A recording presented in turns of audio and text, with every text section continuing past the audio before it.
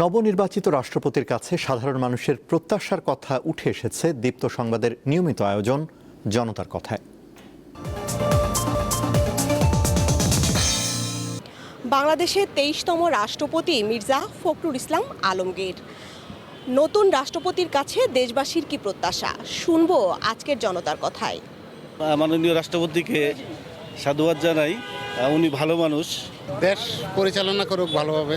রাষ্ট্রপতির কাছে একটা জিনিসই চাওয়া, সে যেন দেশটাকে খুব সুন্দরভাবে, রাষ্ট্রকে সুন্দরভাবে গড়াইতে পারে বা চলাইতে পারে। দেশের উন্নয়নমূলক কাজ করুক, রাষ্ট্রপতির কাছে একটাই আশা।